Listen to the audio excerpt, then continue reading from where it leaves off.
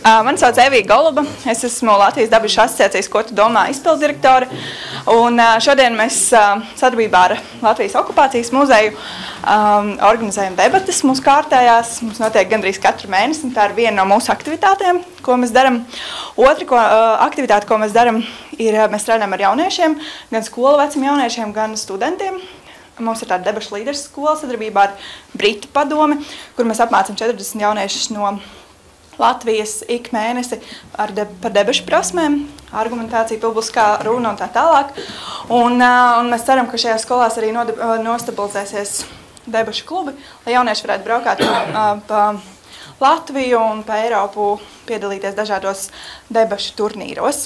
Tāpat mēs arī atbalstam universitāšu studentus, organizējot Latvijas universitātes turnīru, Stokholmas ekonomikas skolas turnīru. Un tas viss, lai jaunieši varētu praktizēt savas runas prasmes, savas argumentēšanas prasmes un tā tālāk. Nu jā, viena no mūsu publiskajām aktivitātēm ir šīs debates. Tā kā es ceru, ka jums būs interesanti. Mums arī šodien vēro TVNeta un Apollo. Un, ja jūs gribat mūs atbalstīt, tad jūs esat laipni aicināti to darīt. Gan iesaistoties mūsu darbā, aktīvi sekojot mūsu sociālajos tīklos, gan arī finansiāli, ja ir tāda vēlme. Paldies jums un lai interesanti. Kā mēs ar mikrofonu dārām? Ar mikrofonu ir tā kā piestiprināti tur panelī un rekursu galvu. Tā kā principā šās telpa ir apskaņota. Labi. Tā, paldies liels Evijai. Labvakar visiem klātesošajiem. Tiešām liels prieks, ka tik daudz cilvēku atnākuši. Telpas nav daudz, bet gaisa visiem pietiks un zemē mums šokar ir ļoti aktuāla un interesanta debates. Un tā tēma šovakar ir, vai saliedētai sabiedrībai ir nepieciešama vienota vēstures izpratne.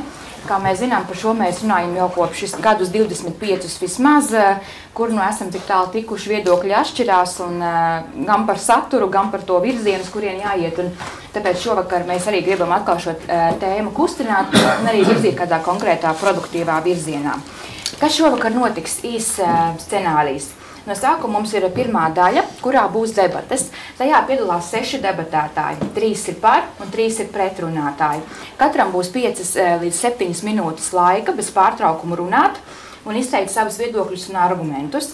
Pēc tam mēs pāriesim pie otrās daļas, kurā būs diskusija ar šiem pašiem dalībniekiem, un tad būs iespēja viņiem reflektēt to, kas jau būs dzirdēts debatēs, gan arī jums būs iespēja uzdot jautājumus.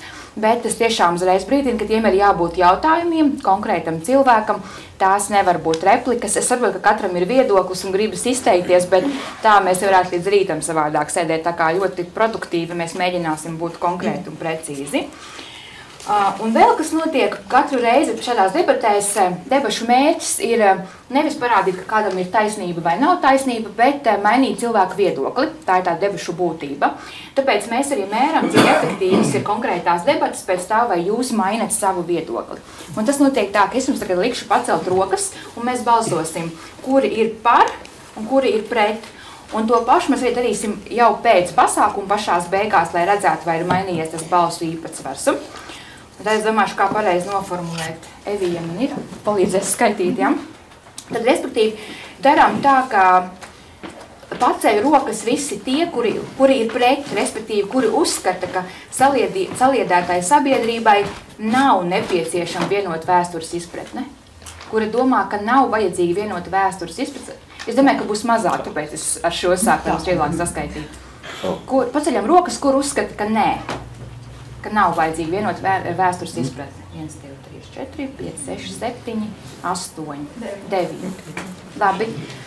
Vai ir kāds, kuram nav viedoklis, kurš vēl nav izšķīries par vai pret? 1, 2, turam. 1, 2, 3, 4, 1, 2, 3, 4, 5, 6, 7, 8, 9, 10, 11, 12, 13, 14, 15, 16, 17. Ja? 17 šobrīd. Tas skaitam arī par, jā, lai mēs redzam, kā mainās. Labi. Un par, kuri uzskata, ka ir vajadzīga vienota vēstures izpratne.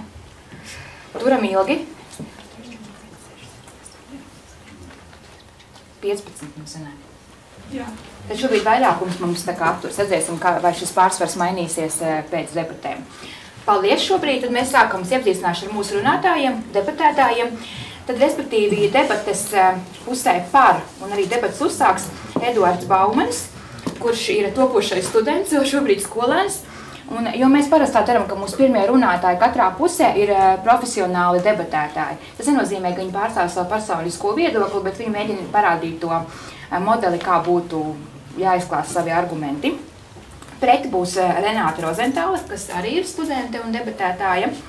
Tad par Andrejs Ēķis, producents. Pret atbildēs Elizabete Krivcova, juriste un Centrālās vēlēšanas komisijas locekle. Pār pusē Sarmīta Elerte, Rīgas domas deputāte, Vienotības frakcijas vadītāja. Un pret, kā pēdējais debatētājs, būs Kaspars Zellis, Latvijas Universitātes filozofijas un socioloģijas institūta vecākais pētnieks. Paldies visiem, ka piekritāt. Tad mēs atklājam mūsu debates. Sākam ar par Eduards Baumanis par to, ka saliedēta sabiedrībai ir nepieciešama vienota vēstures izpratne. Kā es darīšu? Tad, kad būs pagājuši 5 minūtes, es piesakīšu vienreiz, un kad 7 minūtes 2 reizes, lai kontrolētu laiku. Tad, lūdzu. Tad, paldies. Jautājums ir, kā strādā vēsture? Vēsturei ir noteikti fakti un zināmas lietas, ko mēs izprotam.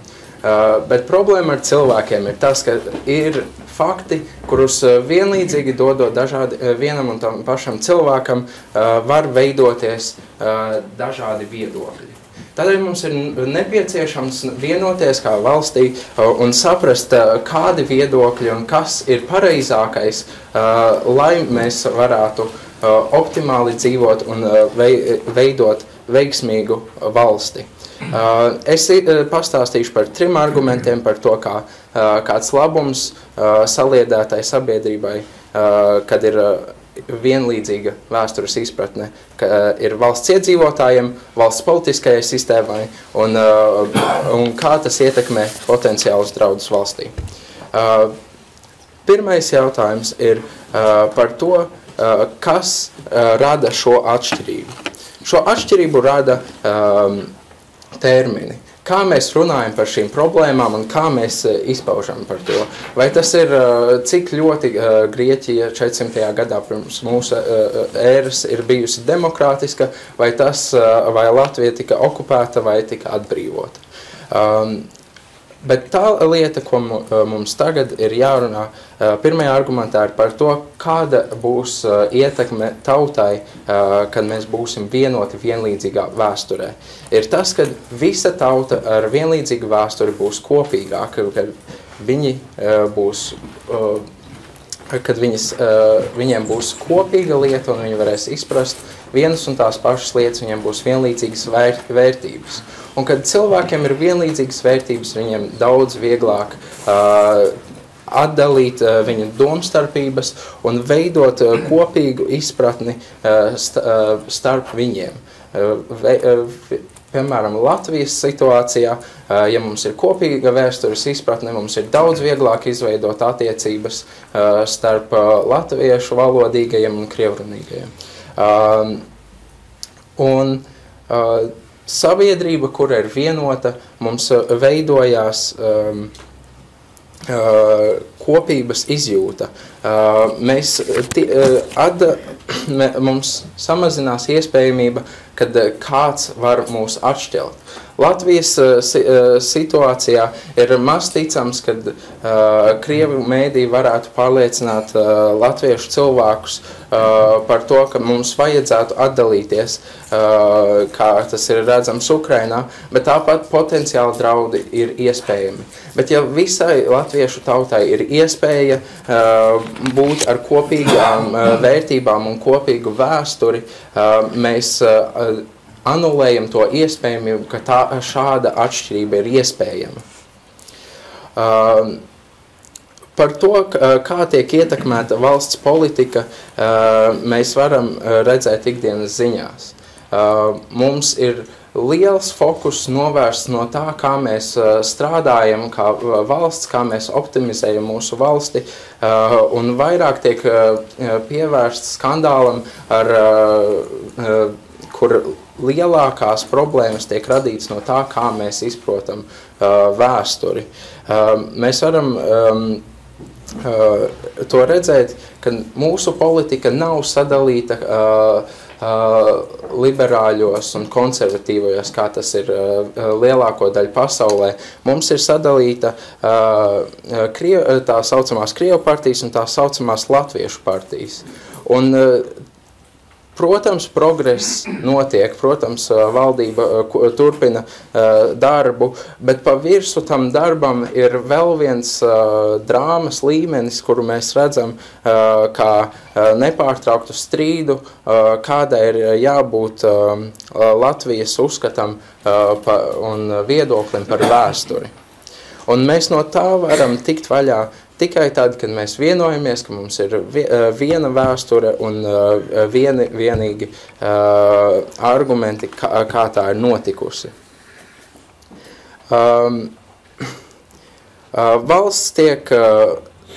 Valsts politika tiek bremzēta ar to, ka balsotāji tiek sadalīti divās grupās.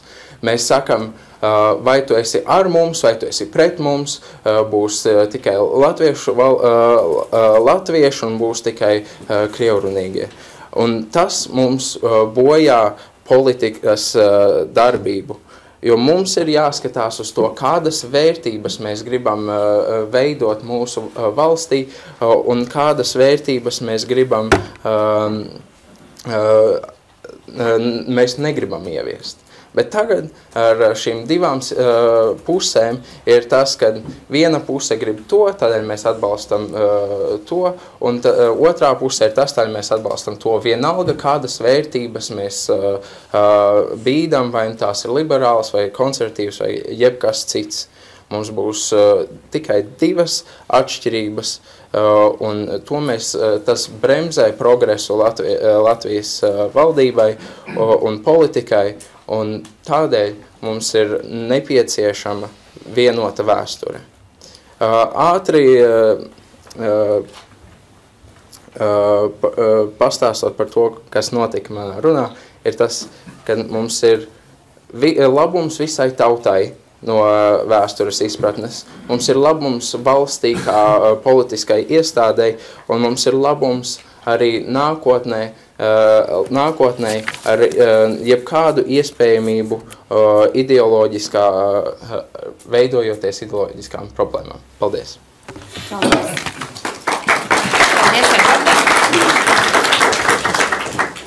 Edvards šajā gadījumā pārstāvēja viedokli par to, ka ir vajadzīga vienota izpratne par vēsturi. Tagad būs nākamā debatētāja Renāta Rozentāla, kur argumentēs pret to, ka saliedētai sabiedrībai nav nepieciešama vienota vēstures sistēma. Kāda ir viņas argumenti? Tūlīt dzirdēsim. Tev arī jāpīdās? Jā. Tā. Es sākšu atspēkojot Edvarda argumentus, un pēc tam es virzīšos pie mūsu lietas. Pirmkārt, mēs dzirdējām, ka katrs cilvēks izdzirdot vienu vēstures faktu, viņam ir citādākas sajūtas par to, citādāk lēmumu. Mēs uzskatām, ka tā nav slikta lieta, ka katram individuāli ir tiesības domāt par vēstures faktiem citādi, un mēs uzskatām, ka tā ir cilvēka brīvība, kur mēs nevaram atņemt kaut kādā veidā, ietekmējot viņu domas par to.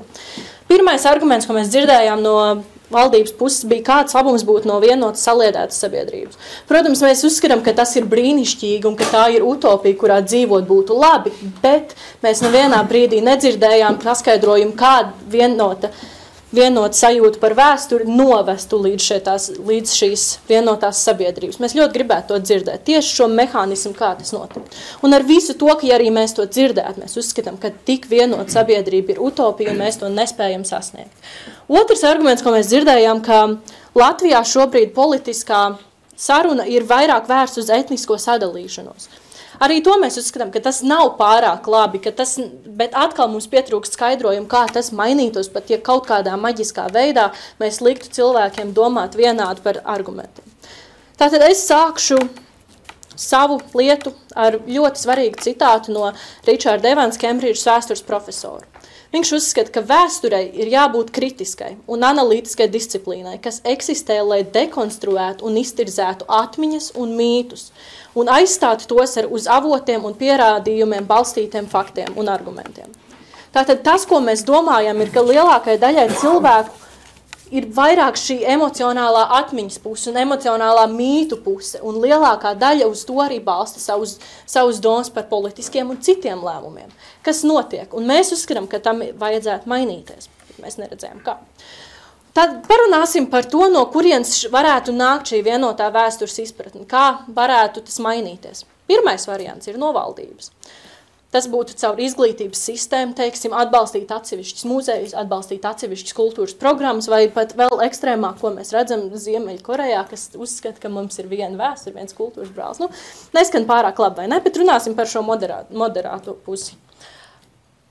Ir ļoti svarīga lieta, kas ir jāsaprot. Mēs nevaram dot valdībai līdzekli, kas mainītu mūsu domas par valdību. Līdz ar to mēs nevaram ļaut valdībai kaut kādā veidā pateikt, hei, tāda ir vēsture un jums ir jāskatās uz to tā. Mēs uzskatām, ka valdība pārstāv sabiedrību un valdība nedrīkst mainīt mūsu domas par to, kas notiek valdībā. Un tas ir ļoti bīstami, jo vairāk mēs dodam viņiem brīvību, mums noteikti kāda ir jābūt šai vēstures izpratnei, jo vairāk mēs dodam brīvību būt antidemokrātiskiem un jau virzamies uz bīstamām vietām. Tālāk parunāsim par citu veidu, kas būtu tā kolektīvā atmiņa, ko mēs jūtam, jeb politiskā atmiņa, jeb sociālā atmiņa. Šis termins atsaucas uz veidu, kā grupas atceras savus pagātni. Ja mēs paskatāmies uz Krievu tautības pilsoņiem vai Latvijas tautības pilsoņiem, viņi atceras Otrā pasaules kara laika citādāk, vai ne?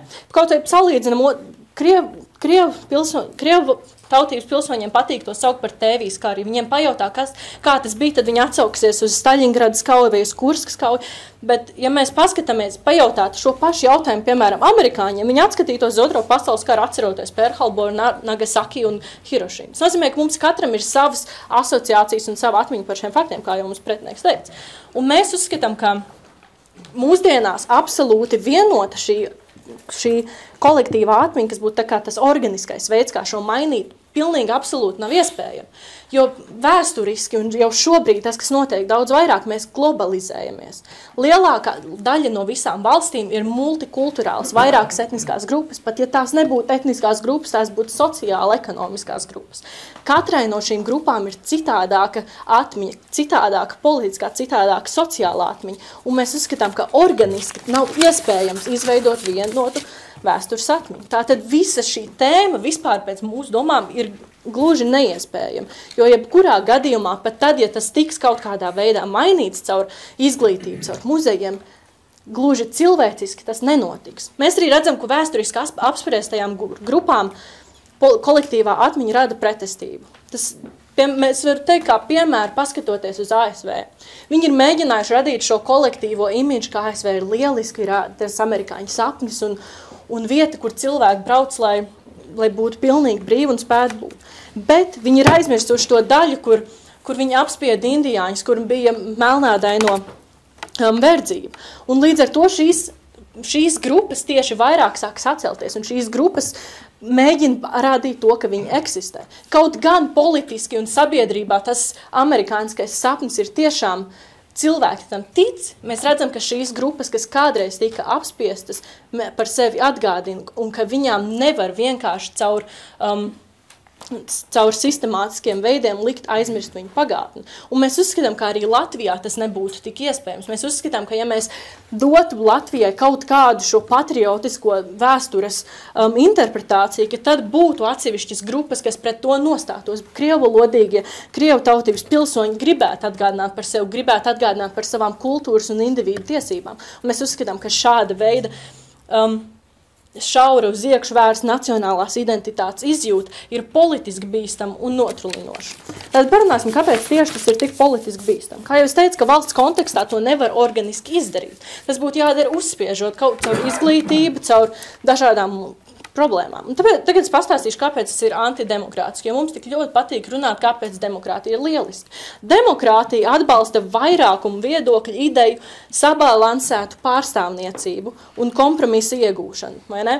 Ja mēs uzskatām, ja mēs darīsim tā, kā mans pretinieks mums teica, tad mums būtu kaut kāda veida vienas vērtības, kas īsti nav iespējams, vai ne? Tādā veidā mēs apspiestu kaut kādu atsevišķo mazāko grupu vai minoritāšu tiesības un ignorētu viņus pilnībā. Savienībā. Tas ir antidemokrātiski, un mēs nostājamies pret to. Mēs uzskatām, lai valsts būtu sabalansēt un lai valsts dzīvot harmonijā, ir jābūt diskusijai, ir jābūt konstruktīvai un atvērtai diskusijai.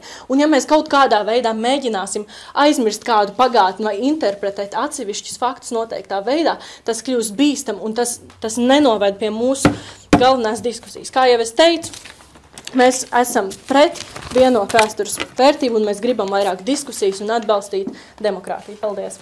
Paldies! Tā bija Renāte Rozentāla, profesionāli deputētāji, bet tagad mēs pārējām tālāk pie neprofesionāliem deputētājiem. Bet cilvēkiem ar viedokli Andrejs Ēķis, producents, pārstāvēs viedokli par, kādēļ ir nepieciešama vienota vēstures izpratne saliedētai sabiedrībai. Labvakar visiem, es esmu no sirds pārliecināts, ka jābūt vienotai vēstures izpratnē un sākšu ar skatījumu uz vēsturi. Nerunāšu par vergturu laiku, nerunāšu par feodālismu, bet runāšu par Pirmo pasaules karu. Faktiski Austro-Ungārijas impērija. Kas ir liela, milzīga teritorija, apvienojas ļoti daudz nācijas. Tātad tajā laikā sāk rasties, nācijas pazīmes, jūs zinat, viena no tām ir kultūra, kopējās kultūras vērtības un kopējā vēsturiskā izpratne. Tātad savrūkot visām impērijām ap 18. gadu, kas notiek, prātās ļoti daudz valsts, kas būtu noticis, ja viņas būtu kopā palikušas. Es domāju, nekas labs nebūtu noticis, un arī šo visu parādību rezultātā radusies Latvija kā tāda. Kāpēc viņi sāka brukt kopā? Es kaut vai paskatīsimies uz šodienas notikumiem Ukraina un Krievija. Man ir ļoti daudz ukraiņu draugu, man ir krievu draugi. Viņi savā starpā vairāk nerunā, jo katram ir sava izpratne par patiesību. Un šī patiesība, šī nerunāšana, var jau teikt, ka vajag diskutēt un tam līdzīgi, bet tur ir tāda ļoti spēcīga no katras puses tāda argumentācija, kuru, es domāju, 2-3 paudzēs neviens vairāk viņi to nevar panākt vairāk. Viņi iedzinuši ļoti lielu ķīli. Ja mēs runājam par tādām lietām, teiksim par Angliju, te nu patās izskanēja, ka jābūt ir vairāk diskusijām un tam līdzīgi. Bet piemēram runāsim par Angliju un Franciju. Ļoti interesanta lieta, kad Angļi un Franči atzina, ka viņiem bijuši kolonijas. Tālāk, protams, kad teiksim, cilvēki no Āfrikas sāk ierasties pie viņiem uz tiesībām, ka viņiem bijuši kolonijas, un sāk pieprasīt kaut ko no sevis. Bet Angļi un Franči vairāk nediskutē, ka nav bijuši vai ir bijušas kolonijas. Viņi saka, jā, jūs bijāt mūsu kolonijas. Un viņi sāk diskutēt. Un viņiem ir kopēja nākotne caur to, kad Angļi un Franči saka, jūs bijāt mūsu kolonija, un es domāju, pēc kaut kādām 2-3 paudzēm viņi būs vienot nācija. Viņi nesaka kaut kādu citu nāciju, viņi saka, mēs esam francūži. Ja mēs esam vācieši, viņiem nav šis iekšējais sadalījums, bet viņiem ir kopēja vēsturiskā izpratne, kaut arī uz šīs pašas bāzes. Ja mēs runājam par tiem pašiem Krieviju, tātad faktiski, ja viņi būtu rīkojušies savādāk, viņi būtu teikuši tā, klausies veči, mēs jūs okupējām, mums būtu jau daudz jocīgāk ar viņiem runāt. Un faktiski ar to, ka viņi nesaka, ka viņi ir okupējuši mūs, kaut kādā 40. gadā, kas ar viņiem notiek. Faktiski es pareģoju šeit, varat pierakstīt te kaut kur uz sienas, varbūt pēc to atradīs pēc 100 gadiem, Krievija sabruks. Ticiet man, Krievija ir tāda kaut tāda tuvas republika. Viņiem savādāk izprat, viņus 45. gadā, man liekas, inkorporēja Krievijā. Tātad viņi nekād dzīvē neteiks, mums Krievi tur labi, mums tur katrs sāvēs tagad savā klusībā. Viņiem jau vajag, lai tolerants būtu arī no pretējās puses. Un šai tautai jūs neko neiestāstiet, jo ir tā saucamā ģimeniskā atmiņa, kad katru reizi kāds nākošais piedzims un pastāstīs. Tāpat tās ar Ukrainu. Tur ir čau, tur nekad nebūs. Un kas ir tā galvenā problēma mums visiem, ko lai mēs saprotam? Kad Bosnija-Hercegovina savādākas sapratnes kopā ar Dienvidslāvijai vispār kā to, kas pēc tam notiek? Karš. Ja tev nav kopējas sapratne, nav vienot vēsturē izpratne, ir karš, ir dalīšanās. Jūs gribat karu? Kurš no jums grib karu? Neviens negrib karu. Tātad, ja tev nav kopēja sapratne, tātad tu nodalies un kaut kādā veidā tomēr ap sevi konsultēt tos pārējos cilvēkus, kas grib konsultēties. Un jautājums, kā jūs teicat, 2-3 paudzēs ir. Krievijā karš. Ko jūs domājat, Čečenija kādreiz būs Krievijas impērijas sastāvdaļa? Nekad. Viņi vienkārši tagad ir uzvarējuši savā Čečenijas karā un ņem no Krieviem, es nezinu, kā latviski pateic, krievu vārdu zinu, sakot, kā uzvarētāji ņem kontribūciju. Viņiem maksā visu laiku, un viņiem ir sava izpratne ģimenē. Nu tad lūk, tātad faktiski, lai mēs pie tā nonāk, mums jābūt ir vienota izpratne, tad starp mums nevar būt konflikts. Man ar tiem pašiem Ukraiņiem un tā pašiem Krieviem. Es ar Ukrainu varu parunāt, varu. Ar Krievu ir kaut kādas lietas, ko... Bet es neesmu nacionālists, es neesmu tagad pret visiem Krieviem, bet ir tādi Krievi, kuri mani draugi, kuri zina, es šo tematu nedrīkstu aiztikt. Es vienkārši nevaru ieminēties. Viņiem Krīma, viss skaidrs, skatāties tālāk filmu Vikings noskatāties, tur ir, kā tas kņas Vladimirs tur ir visu darbojies, ja, un ja es esmu Ukraiņas, es noskatos, var jau tā demokrātiski, teiksim, runāt ar viņu, bet viņš to savu ideju tik spēcīgi uzspiež, ka tev ir vienīgā lieta, ka tev jāpiekrīt viņa idejai, nav nekādas demokrātijas. Un nebūs nekādas demokrātijas. Tāpēc, ja jūs runājat par teiksim, manu viedokli, es redzu, cik daudz Latvijā ir krievu tautības cilvēki, kuris pat pēc valodas nevar saprast, kas viņš ir. Vai viņš ir krievs vai latvietis. Ja? Un man arī nav svarīgi, lai viņš saka, bet man gribētos to, ka mēs visi sakam, mēs esam Latvijas piederīgie.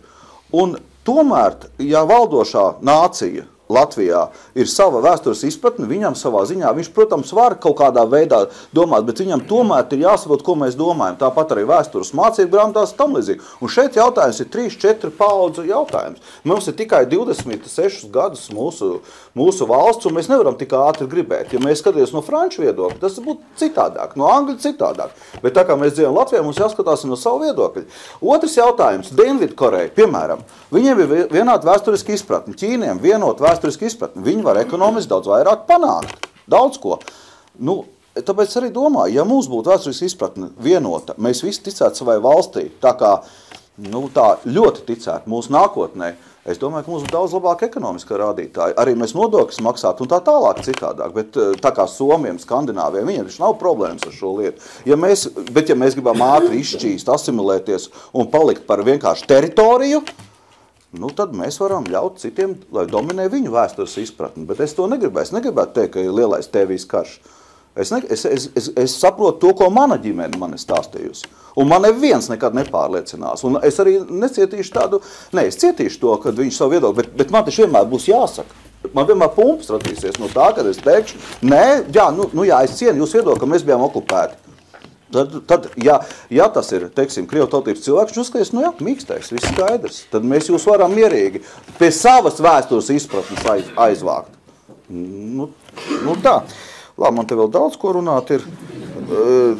Tātad pusminūte, ja? Labi, par tām kolonijām es pateicu.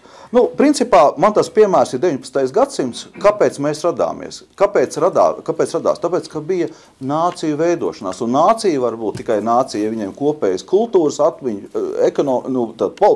vēsturiskā atmiņa un tā kultūras mantojums. Tātad tam mums jābūt. Tie cilvēki, kas ir pie mums, teiksim, iebraukuši, viņiem ir faktiski jāsaprot mūsu tradīcijas, mūsu vēstures izpratni un tam līdz. Viņš var nepieņemt, viņš var diskutēt, bet viņam tomēr saliedētāk sabiedrība būtu, ja mums būtu kopēja izpratni. Viss. Paldies liels. Paldies, tas bija Andrejs. Pret vienoto izpratnī opozīcijā Elizabete Krivcova, juriste, Centrālās vēlēšanas komisijas locekle. Lūdzu, Elizabete. Mums arī 5 minūtes ir piestījuši, tad vēl 2 paliekam. Jā, labdien, cienījamie klausītāji. Sākšu ar atspēkošanu. Mums nemaz nav pārliecinājuši iepriekšēji runātāji. Tas vairāk ir balstīts uz tādiem mītiem, uz nostalģiju, bet mazāk uz skatu uz šodienu. Sāksim ar to, ka iedzīvotājiem ir vajadzīga kopības sajūta. Vajadzīga, protams, bet kāpēc tieši uz vēstures? Kāpēc kopības sajūta nav uz kopīgas nākotnes, kāpēc nav uz kopīgas ekonomikas, uz pašizpausmes, uz kultūras, uz daudz kā. Cilvēki var visādi izpausties, un kāpēc valstī ir jādomā, uz kā ir jābalstas cilvēku kopībai. Tā ir cilvēku lieta, lai viņi paši izlēmi un lai sabiedrība funkcionē, nevis valsts iejaucas, pasaka mums, kā mums dzīvot. Par politisku sistēmu, tas gan ir garām. Tā ir autoritīrisma iezīme, kad mēs sakam, ka ir jābūt vienotai izpratnei, ka valsts tur pateiks, kā pareizi saprast, kā pareizi dzīvot, tas nekādīgi nepalīdzēs mūsu politiskai sistēmai, ne demokratiskākai, ne viedokļu atšķirībai. Tas ved tieši uz pretēju, uz vienu pareizu viedokli un dialoga neesamību. Ja mēs runājam par to, kā pārvarēt tur krievvalodīgu un latviešu nesaskaņas, tad gan ir jārunā par dialogu, nevis par skaidrošanu, ka tagad mēs izskaidrosim pareizo vēsturi tur.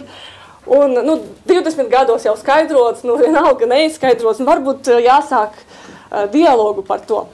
Vienkārši savstarpēji sarunā, mēģinot viens otru saprast un līdz ar to arī pārvarēt to etnisko balsošanu. Par drošību arī pārspīlē. Mūsu kolēģi, es minēšu Krievijas politiku. 2013. gada bija pieņemta vienotas vēstures mācību grāmatu koncepts, un kur arī bija teikts, ka daži jaunie cilvēki nesaprot veterānu varoņu darbu. Viņi nejūt saikni ar pagājušu dienu varoņiem. Varbūt dažādi viedokļi, bet skolotājiem jāmāk pareizi pasniegt. Ja mēs sakam par ģeopolitiski, mums ir svarīgi nošķirt Latviju no Krievijas, un tad kāpēc mums jāiet Krievijas ceļš, tā politiskā sistēma, vēstures izpratne? Manuprāt, kas visvairāk varētu nošķirt Latviju un Krieviju, tas ir tā demokratiskas vērtības, un arī vēsture, pret vēsturi mēs no demokratiskām pozīcijām skatāmies kā dialogu, kā kritisku domāšanu, kā tēmu sarunai, nevis vienu pareizu viedokli, ko mēs tagad visiem uzspiedīsim. Par 19. gadsimtu nāciju veidošanas. Protams, šeit es gan piekrītu. Mums pozīcija, ka nāciju veidošanas, tas nacionālais mīts bija ļoti svarīga lieta, lai kopības izjūtai, lai pārvarētu arī kārtu sabiedrību. Lai ka mēs visi esam nevis tur zemnieki, kaut kādi kņāzi, tur grāfi, bet mēs visi esam franči, latvieši, itāļi. Tas mums palīdzēja, tas nacionalisms, tā nāciju veidošana mums palīdzēja nonākt pie demokratiskas sabiedrības, kas veidotas brīvības, vienlīdzības un brālības. Bet šodien ir 21. gadsimts. Mēs jau esam demokratiska sabiedrība. Un mūsu tautu tagad satver demokratiskas vērtības un vēlme runāt par kopīgām lietām. Tā globalizētajā pasaulē, tas klasiskais nacionālais mīts, viņš jau nekur neved. Es domāju, ka ir pavisam dažāda izpratne, piemēram, Londonā strādājošam latviešu programmētājam un pensionējušam Rēzeknes pulksteņmeistaram. Pavisam dažādi.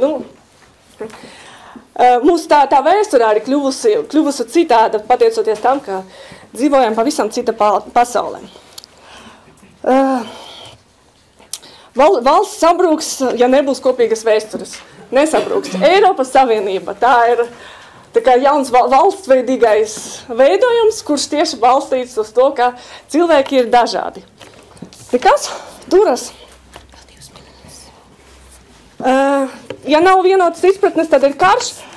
Domstarpības var novest pie kara, bet jautājums, kā mēs ar tām domstarpībām, kā mēs darbojamies. Vai mēs visiem stāstam, kā ir pareizi, vai arī mēs izmantojam demokratiskus mehānismus, lai tās domstarpības pārvarētu, lai saprastu viens otru un nonāktu pie kopīga risinājuma. Tāpēc mūsu tēze ir, ka valstī jābūt neitrālai. Atmiņu ciņā valstī ir jābūt neitrālai. Un mūsu demokratiskai sabiedrībai ir jābalstas pirmkārt brīvības, vienlīdzības un tolerances, kā mēs šodien teiktu. Mums, kā es arī teicu, mums satver kopā komunikācijas telpā. Mums ir kopīga komunikācijas telpā, kur mēs visi runājam par kopīgām lietām. Tā ir skaita par vēsturi, tā ir skaita par personisko atmiņu, bet nevis kāda vienota izpratne. Un sabiedrības saliedētība izpaužas, ka valsts iedzīvotāja kopdarbība, demokrātijas nostiprināšana un attīstīšana, un to uzturspēja, kas savstarpēja uzticēšanas un piederības sajūta. Tas ir, ko mēs gribam panākt. Vienota vēstures izpratne ir skaidra autoritarisma iezīme. Autoritarisms ir politiskais režīms, kas mēģina apvienot sabiedrību ar dažādām manipulatīvām metodēm, balstīšanas uz revolucionāriem, reakcionāriem mītiem, ienaidnieka tēla rādīšanu, un vēsture šeit spēlē ne pēdējo lomu. Ar tās palīdzību tiek postulēta režīmas nākotnes vīzija, neizbēgamība vai arī definēti ienaidnieki. Arī no Latvijas vēstures varam atcerēties, 1936. gadā tika veidots Ulmaņa laikos, autoritarisma laikos, veidots vēstures institūts, kura misija bija, ka vēsture ir jāpēta nacionālas patiesības gaismā. Tas ir par ko runā mūsu pozīcijām. Tas nav, arī vēsturē tas nav vajadzīgs. Dogmatisms, viņš izsviež ārā cilvēkus ar citu personisko atmiņu. Un es beigšu savu runā ar Milāna Kunderas vārdiem, ka cilvēka cīņa pret varu ir atmiņas cīņa pret aizmiršanu. Līdz ar to katram ir sava atmiņa, un mums jāprot ar to dzīvot, nevis veidot vienotu tautas vienprātību un vienotu vēstures izpratni. Paldies! Paldies, tā vēl bija pirms. Mūsu pēdējā debatētāja par pusē Sarmīta Elektrības domas deputāte, Vienotības frakcija vadītāja. Dāmas un kungi, es gribu sākt ar to, ka atbalstu daudz ko no tā, ko teica opozīcija. Atbalstu to, ka runāt par valdības nodiktētu pareizu vēstures izpratni, protams, ir absurdi, bet neviens no maniem kolēģiem par to nerunāja. Runāja par vienotu un reizēm precīzi pārsakoties, lietoja vārdu vienojoša. Es runāšu, atvainojos debašu organizētājiem, es runāšu par vienojošu vēsturisko atmiņu. Kripcovs kundze teica, ka svarīgākais ir runāt un dialogs, un tad mēs runājam, un tad būs kaut kāds rezultāts. Bet ja daļa sabiedrības uzskata, ka Latvijas izveidošanās ir vienkārši vēstures kļūda, ka tā ir Krievijas impērijas atlūze, kas ir izveidojusies vēstures katastrofas rezultātā, bet cita sabiedrības daļa uzskata, ka tā ir Eiropai piederīgas nācijas pašnoteikšanās gribas realizācija, tad mēs no šīm divām pozīcijām varam runāt, cik gribam, un pavadīt visu savu skaisto nākotni par to runājot, bet mēs ne pie kā tomēr nenonāksim. Interesanti, starp citu, ka nesen bija aizsardzības ministrijas aptāja par drošības politiku Latvijā, kur uz jautājumu, vai Latvijas izveidošanās ir vēsturiska kļūda, 11% no krievalodīgajiem atbildēja jā, 13% teica grūti atbildēt. Ko es gribu teikt ar šiem skaitļiem? Tas ir pārsteidzoši maz, kas nozīmē, ka liela daļa Latvijā dzīvojošu nelatviešu neuzskata, ka Latvijas izveidošanās būtu vēsturiska kļūda. Un atbildu šo jautājumu, manuprāt, ir ļoti svarīga vienojošai vēstures, nevis unificētai, nevis uniformētai, vienojošai vēstures izpratnei. Pirms kādu laika bija, manuprāt, ļoti iespaidīga pilsoniskās sabiedrības iniciatīva, kas Rumbulas slepkavības gada dienā aicināja nolikt svecītes pie brīvības pieminekļa ar saukli mēs atceramies, mums sāp. Tie cilvēki, kas to aicināja, viņi paši neatcerās, kas notika Rumbulā. Bet šis emocionālais vārds mēs atceramies runā par vēsturisko atmiņu un par vienas Latvijai svarīgas kopienas vēsturiskās atmiņas integrēšanu vienojošā vēstures narratīvā. Ja mēs izslēdzam ebrejus, ja mēs, starp citu, ebreji, manuprāt, ir ienākuši daudz redzamākā veidā šajā Latvijas vienojošajā vēstures narratīvā, tad tas, piemēram, galīgi nav izdarīts ar romiem. Romu balss vispār nav dzirdama. Ja mēs runājam par vienojošu vēstures narratīvu, tad mums ir jāintegrē šie dažādie stāsti. Un es nezinu, varbūt tas bija pārpratums, es galīgi sevi neuztveru kā valdību, kur taisās diktēt, kā tur skanēja pārmetums, kaut kādu unificētu vēstures atmiņu, bet arī teikšu vienu citātu, ir tāds sociologs, filozofs, vācu, angļu Lords Dārendorfs, viņš saka, Laimīgas ir tās nācijas vai valstis, kurām nav vienprātība par nākotni, bet kurām ir vienprātība par pamatjautājumiem pagātnē. Jo tas ļauj uz šī vienotā pamata iet uz priekšu un risināt kopīgas lietas. Šeit tika minēts vārds piederība. Vēsturiskā atmiņa ir ļoti būtiska, lai veidotu šo piederības stāstu. Piederība kultūrai, piederība caur valodu, piederība caur vēsturisko atmiņu. Es piedaru kopā ar savējiem. Šī piederības sajūta ir izšķirīgi svarīga demokrātijai. Tas ir viens no svarīgākiem, nevienīgais, bet viens no svarīgākajiem demokrātijas balstiem, jo demokrātija nozīmē, ka mēs kā kopiena risinām kopējas lietas. Ja es piedaru kādai kopienai, es izjūtu atbildību. Mūsu kopējās atmiņas veido man piederību. Ja es piedaru kopienai, es esmu gatava maksāt par šīs kopienas man mūžām nepazīstamu un mūžām nesatikt cilvēku, tāpēc, ka man nodokļi aiziet viņa veselībai vai viņa pensijai.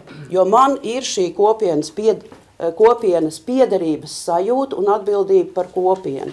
Tāpēc es apgalvoju, ka vienojoša vēsturiskā atmiņa ir svarīga veselīgai un spēcīgai demokrātijai.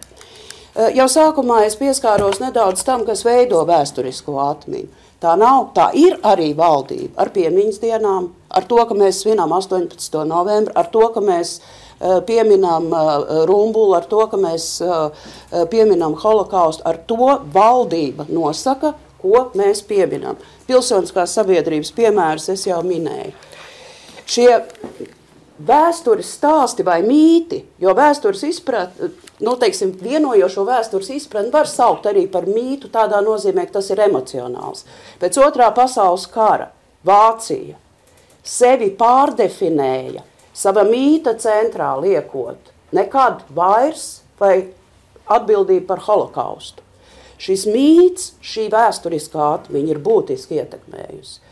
Igauņi no Merija laikiem par sevi izplata mītu, mēs mazā sekmīgā ziemeļu tauta. Mana versija ir, kad iespējams ilgi igauņi tam neticēja, bet ja to ilgi atkārtoja, viņi sāk justies, ka maza sekmīga ziemeļu tauta, un tādi viņi arī ir, es teiktu, drusciņi varbūt sekmīgāk par latviešiem.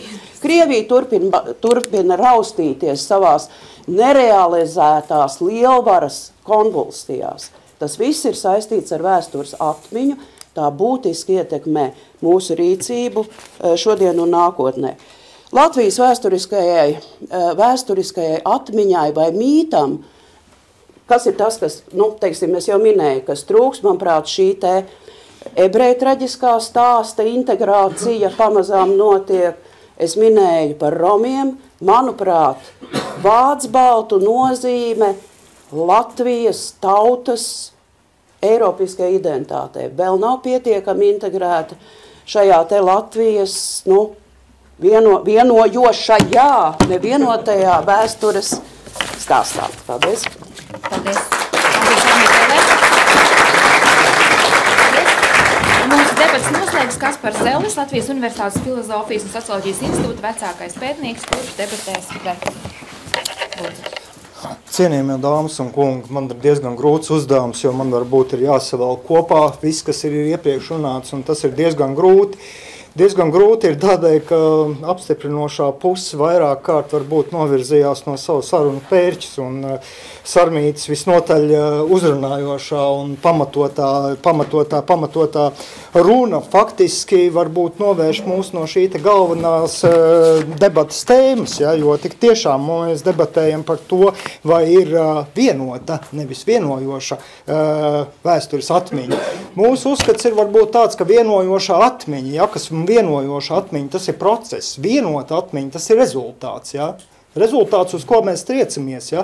Un mūsu uzskats varbūt šajā gadījumā, un mēs kā noliedzošā puse varbūt būtu pat pilnīgi piekrituši tam, ko teica iepriekš runātājs, ja, ka tik tiešām mēs arī atbalstam šo te vienojošo atmiņu, un pilnīgi varētu piekrist tam, ko tam, kas tika teikts, ja, tomēr šajās te divu iepriekšējo kungu runās, ja mēs tomēr varam atrast veselu virkni, varbūt tik tiešām šo te neatbilstību, ja. Arī, teiksim, Elerts kundze teica, ka, piemēram, neviens no runātājiem nav pieprasījis šo te vienoto vēsturi, ja. Pirmais runātājs pieprasīja gan vienotu vēsturi ar vienotiem argumentiem, ja. Jā. Šajā gadījumā, no kurienes tad citur viņa radīsies, ja ne no valdības. Šajā gadījumā mums ir tas varbūt jāapzinās. Otrkārt, varbūt tas, ko es gribētu teikt, ja, ka, ja mēs paskatāmies pasaules praksē, mēs nevarēsim atrast nevienu demokrātisku valstu, kur eksistē vienota vēstures izpratne. Tādas nav. Arī Ēķa kunga minētie piemēri par Franciju un par koloniālismu stipri neiztur, teiksim, faktoloģisko kritiku. Ja mēs paņemam kaut vai elementāru piemēru, 2001. gadā Francija, teiksim, pieņēma likumu par to, kad faktiski viņi nosodīja visus koloniālos noziegumus.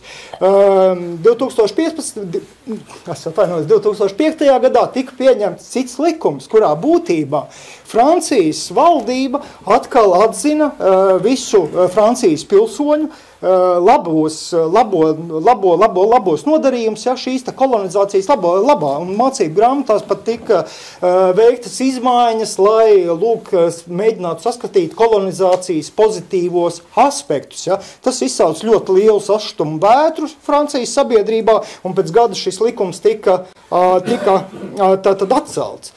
Tātad šie strīdi arī par koloniālismu, ja, kas mums liekas tālu no šī Baltijas jūras krasta skatoties uz Eiropu, ja, nebūtu nav tik viennozīmīgi. Un šeit mēs varam runāt ne tikai par Franciju, mēs varam runāt par Vāciju, kur mēs redzam nepārtraukti notiek tas, ko paši vācieši sauc par atmiņas kariem, kur nemitīgi notiek vēsturnieku strīdi, ja, teiksim, lielākais ir 86. gadā šis notikušais vēsturnieku strīds, un nemitīgi notiek vēstures pārdefinēšanas, vēstures pārskatīšanas process, ja, kaut vai elementārs nostādījums ir vācu uzskatu maiņa attiecībā pret tā saucamo bumbu karu, ja.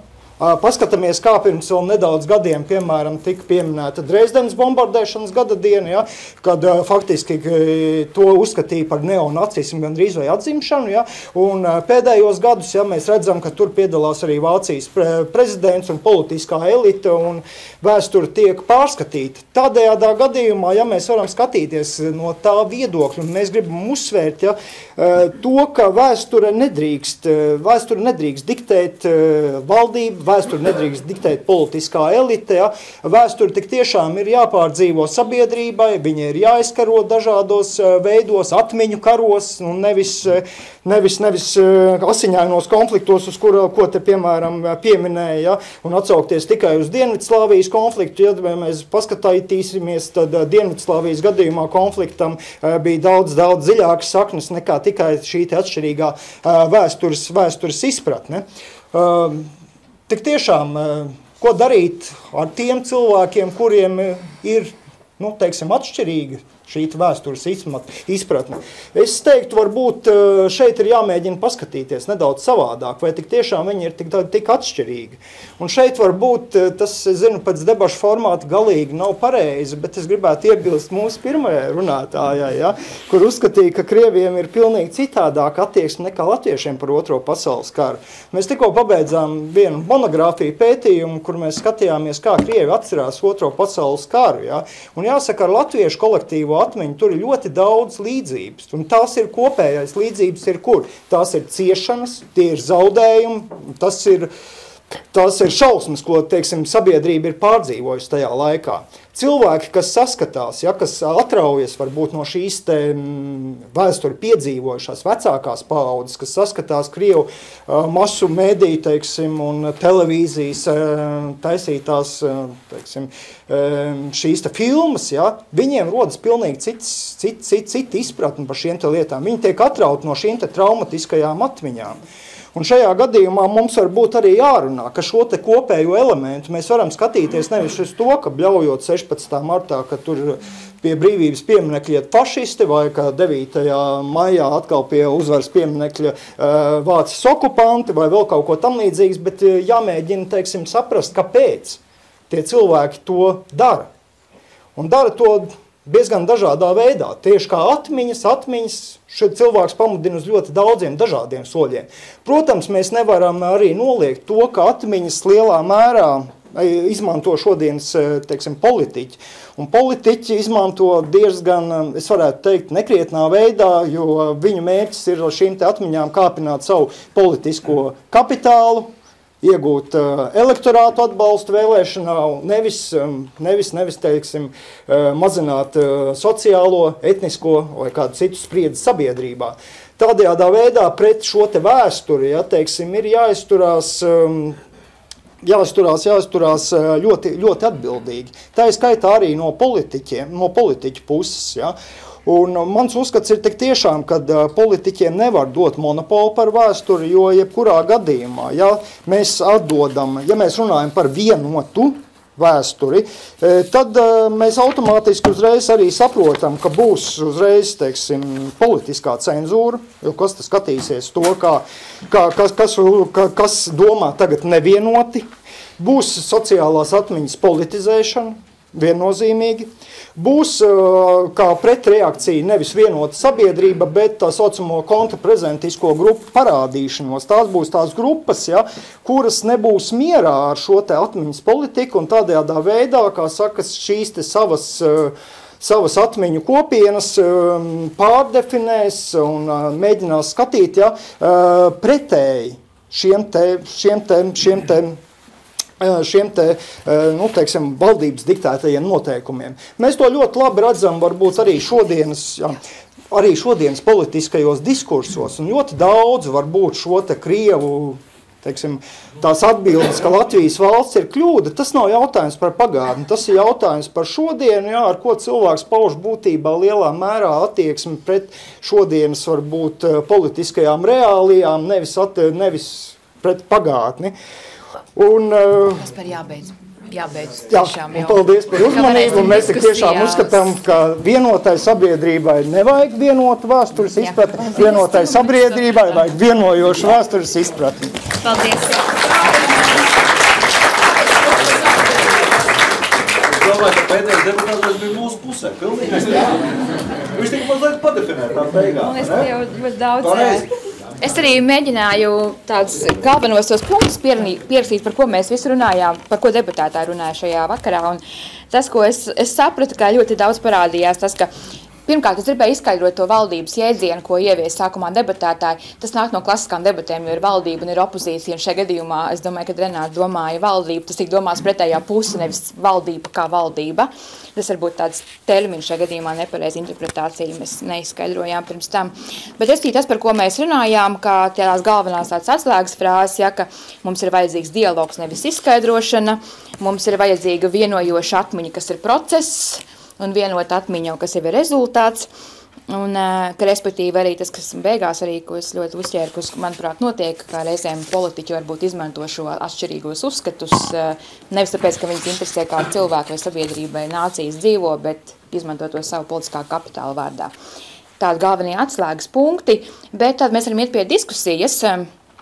Jautājums uzreiz, vai mums ir jautājumi no zāles. Kā es jau minēju, nedrīkst gāri, ja tiešām konkrēti formulējiet un pasakiet, kam, un kas jūs arī esat, lūdzu, pasakiet. Paņemsim mikrofonu, jo mums ir tiešraidi, lai cilvēki internetā arī dzird. Okupācijas muzeja gids, un man jautājums Elizabetē, es gribēju jautāt, kā viņi redz mūsdienu masu mēdīju lomu tajā, lai tā sabiedrība kļūtu, nu, tā kā vairāk kā nekonfliktētu un tā vienotība tiktu panākta. Jā, atbildi ir ļoti vienkārši. Kvalitatīvas diskusijas nodrošināšana par visām arī tādam sāpīgam tēmām, jūtīgām tēmām, jā, spēt to dialogu uzturēt. Ļoti tā pareiza būtu mēdīju loma.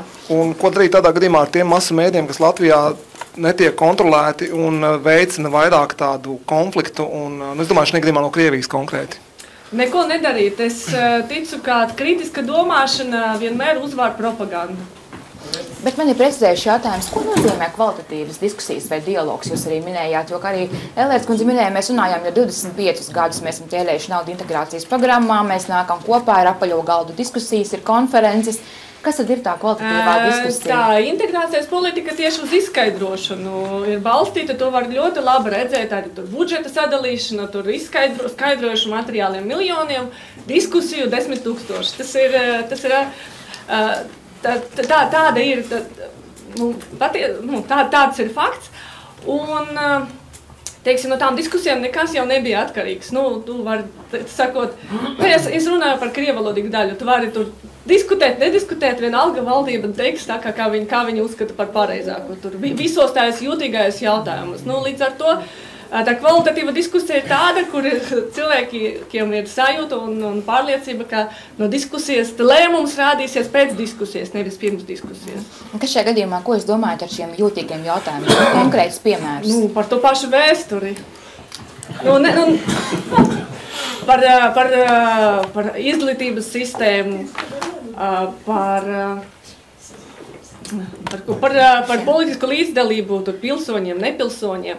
Tas visas tēmas, kas ir jūtīgas un integrācijas politika, viņa vairāk tendēta uz tautisko kultūru, tur miedarbību, kas ir labi, bet es uzskatu, ka integrācija ir jābalstas ne tik daudz uz kultūras, cik daudz uz demokratiskas iekārtas. Tad es precizēšu, respektīvi, dialogs būtu veiksmīgs, ja, piemēram, nepilsoņi varētu vēlēt. Tā sadat šo veiksmīgu vai neveiksmīgu? Tā ir skaita, jā, jo tad no viņu viedokļa kaut kas ir atkarīgs. Kaut arī tā, tas varbūt arī citos veidos, kad tev ir, teiksim, cilvēki iziet uz demonstrāciju, tad viņi redz, ka pēc tam kaut kas, tas valdība to ņem vērā. Bet, parasti, ja mēs runājam par krievalodīgiem, tad visi jūtīgi tēmas tiek štempelētas kā Krievijas aģenti un Krievijas propaganda, un nav vērts par to diskutēt. Teiksim, tāda ir tā diskusija, un kas notiek ar mēdījiem, ir divi varianti. Viens ir propagandu karš, kurām mēdījiem ir stiprāka propaganda, kur nekad Latvijas mēdīji neuzvarēs. Tāpēc vienīgais veids ir tik tiešām meklēt veidus, kā veikt jēgpilnu dialogu, kas ir grūti, jo politiķi negrib to, jo politiska sistēma ir balstīta uz etnisku balsošanu. Priekš kam tad pārvarēt šis? Es domāju, te galvenā lielākā problēma, kur tu pati uztvēri to, ir valdība. Es nevienā sekundē, kad mēs debatējam, nedomāju valdību, es domāju elite. Tas ir kaut kas cits, bet valdība, tas momentāli izmaina pilnīgi visu. Un tāpēc man ir baigi svarīgi to saprast. Nevienā sekundē mēs nerunājam par valdību. Politiskā elite varbūt, kā Zeļkungs pēc tam noformulēja. Jā, es pilnīgi piekrītu. Tas ir citādāk, bet par valdību tas ir pilnīgi cits stāsts. Nē, lūdzu, un pēc tam aizmugurēja jūs. Labdien, Edgars Engīzers, vēsturnieks. Es gribēju vērst vienu uzmanību, ka, ja sākotnēji diskusija bija par vienotu vēstures izpratni, tad galā viņi aizgāja uz vēsturisku vienojošu atmiņu, kas ir tomēr dažādas lietas. Bet es gribēju Eķkungam pavaicāt, viņa komentāru par 3 piemēriem, viņa pieminēja par Pirmā pasaules karu. Kāda šī izpratne ir? Viena ir, ko ir uzbūris Hemingvejs un Remarks savos darbos Rietumu fronti bez pārmaiņām un ārdienas ieročiem, kas ir izpratni par karu kā traģēdiju un zaudēto paudzi. Otrs ir ļoti populārais un Latvijā tūlītās uz ekrāna iznākošais, acīm redzam, Dvēseli Purtens, kur ir patriotiskā izpratne par tieši to pašu kāru, tieši to pašu konfliktu. Un trešais, es ceru, ka lielākā daļa sabiedrības klātesošās ir dzirdējuši par Šveiku, kas tieši to pašu kāru, tieši tos pašus ierakums tēlo tādā ļoti komiskā garā. Gribētu uz komentāru no... Man atbilde ir ļoti vienkārši, un faktiski var redzēt, ka jums ir asas prāts, un tieši tā ir arī mana pārliecība, teiksim, ka tu jau par vienu to pašu lietu vari tik un tā šajā, jūs teicāt, ka Dvēseli Purtens ir patriotisks, viņš sevišķi patriotisks nav, viņš jau ir tas pats, kas pirmais stāsts, viņš jau negribēja karot, viņam to māti tur nošāva un tam līdz, tur nav nekādi lozungi un tam līdzīgi, viņš negribēja karot, un tur, kur ir baltvācieši parādīti, tur arī bija mazliet citādāk tas stāsts katram no savas puses, vai ne? Es domāju, ka visos viņos ir vienojoša, forši tas vārds vienojoša vēstures izpratne, tiešām vienota, tas tiešām tā, bet vienojoša vēstures izpratne, ka karš ir slikti, arī tas ir pareizi. Nu, tā kā es domāju, man atbildi ir ļoti vienkārši, jā, tas ir vienojošs, trīs no savas puses, ka karš ir slikti, ir pareizi. Viņi jau nesaka, ka tā un šitā, nē, tur viss ir kārtībā. Nedaudz papildināšu, bet te jau tā izpratne nav kopēji uzliekama uz kaut kādu Latvijas fonu. Ja? Tās ir divas atsevišķas atmiņu kultūras. Viena ir Rietuma Eiropas atmiņu kultūra, ja? Kas raksturīga angļiem, francūžiem, ja? Kuriem būtībā Pirmais pasaules karš neko citu bez miljoniem zaudētu dzīvību neatnes. Viņiem tā ir traģēdija un tā ir sērošana. Un tad ir Austruma Eiropas valstis, kurām būtībā tika uzbūrts, ka Pirmais pasaules karš viņām atnesa brīvību. Ja? Tā ir Polija, tā ir Čehoslovākija, tā ir Baltijas valstis, Somija un tā tālāk un tā joprojām. Un šeit parādās pavisam cits vērtējums. Mēs aizmirstam par upuriem un mēs līksmojam par to, ka mums izcīnīja valsti. Un šveiks ir ārpus katrs rītas. Ieva studente. Man droši vien būtu jautājums visai opozīcijas pusē, jo to pieminēja visi runātāji. Ļoti daudz tika runāts par diskusiju, par to, ka mums vajag to viedokļu sadursmi, bet galu galā vai diskusija nenonāk, galu galā vai diskusijas mērķis nav nonākšana pie kaut kādas vienošanās, pie kaut kādas konsensa, ko mēs varētu interpretēt kā vienotu vai vienojošu vēstures izpratni, vai tas galu galā nav tas, ko mēs gribam sasniegt ar to diskusiju, kas ir daudz pieminēt? Tad es pie kāds ir rezultāts vai diskusijai vai dialogam, par ko jūs, piemēram, Bukaļsovas kundze minēja? No savas puses es teiktu, ka rezultāts ir saprašana, ir tolerance, citāda pieņemšana un kāds kompromiss, kā dzīvot tālāk. Un tā bīstamība ir nosprausta vienota vēsture, un tad mēs to translējam. Jā, diskusijas rezultāta var rasties vienojoša sajūta. Superīgi, bet pēc tam varbūt pēc 10 gadiem varbūt cita diskusija, kas novedīs pie cita vienojoša koncepta. Un tāpēc mēs sakam, ka vienota vēsture, kā rezultāts, viņa ir nepieņēmama. Bet dialogs un vienošanās... Bet viens jautājums, Otrais pasaules karš, Adolfs Hitlers, ja? Runāsim tā, vācieši, viņi taču ir vienojoši, ka Hitlers ir slikts. Taču nevar būt tā, ka tagad Vācijā kāds skraidīs un neofašisti bļaustīsies, ka viņš ir labs. Viņi ir vienoti. Nē, viņi ir vienojušies, kad viņi ir ebrejus, viss tās lietas, viņi ir vienojušies. Un tas viņiem palīdz dzīvot tālāk. Tas nav katrs pusē. Ja mēs skatāmies Vācijas piemēram, mēs redzam sevišķi, un tas, kas vāciešus uztrauc, ir tieši šo labējo pašlaik spēku aktivizēšanas, ko var redzēt gan no NDP puses, gan no Alternatīva für Deutschland puses, jā, un tas ir tieši mēģinājums pārskatīt šos jautājumus. Un tas ir diezgan svarīgi. Bet es gribētu... Bet tad viņiem jāļauj demokrātija, lai viņi to... Turpin runāties. Lielā mērā, jā, bet šeit es gribētu pateikt vēl vienu lietu, ja, ka tās diskusijas viņas nevar vēsturē novest pie konsensus. Kāpēc? Tad vēstures attīstība vispār beidzās. Ja mēs skatāmies, būtībā katra jauna paudze pārskata vēsturi, pārraksta vēsturi savām vajadzībām. Bet kā tad ir diskusijas jēga? Diskusijas jēga ir faktiski mēģināt apjēgt to, kas ar mums ir noticis, lai mēs to varētu, izmantot, šodienas vajadzībām. Šajā gadījumā es te varētu ļoti daudz un dikti gudri runāt par vēstures izpratnēm un kā mainās historicitātes režīmi, ja? Bet lielākoties mēs šodien vēsturi izmantojam, lai pamatotu, kas ar mums notiek te un tagad. Un otrs koncepts, kā dzīvot tālāk puses. Diemžēl es neizrāvos pie vārdu, jo man izrāva manu formulējumu, ka katra paudze pēc būtības apjēdz, pārvērtē, rediģē, papildina šo te vienojošo kopējo atmiņu. Viņa nekādā gadījumā nav statiska. Un, kā jau es teicu, tur piedalās un pats par sevi vēsturnieki ar savu vēstures pētīšanu jauniem faktiem, pilsoniskā sabiedrība, valdība, indivīdi. Bet es drusciņi gribu iebilst šim te, manuprāt, tādām konformistiskajām apgalvojumām, ka mēs tikai runāsim, un no tā būs kaut kāda jēga. Ja mēs tomēr runājam par, un dialogam, protams, jābūt, diskusijām jābūt, tad jēga šīm diskusijām kas attiecas uz vēsturisko atmiņu, ir tikai tad, ja mēs visi balstamies uz patiesiem vēstures faktiem, kas ir vēsturnieku daļa. Es runāju par faktiem, no kuriem izriet interpretācijas. Ļoti interesants piemērs interpretācijai bija, varbūt ievērojot Mihaila Barišņikova iesniegums pilsonībai, kurā viņš teica, es tātad lūdzu un pieņemu šo Latvijas pilsonību ar pretrunīgām jūtām, jo no vienas puses mans tēvs tika atsūtīts uz Latviju, lai Latviju okupētu. Bet es atbalstu latviešu tautas pašnoteiksmās tiesības un Latvijas valsts suverenitāti. Tas arī ir viens dialoga veids, kurš balstās, mēs pieņemam šos faktus, mēs viņus dažādi varam interpretēt. Kāds var teikt, Latvija bija okupēta valsts, pareizi darīt. Varam arī tā, bet svarīgi ir tie fakti, lai vispār būtu jēga runāt. Paldies, lūdzu.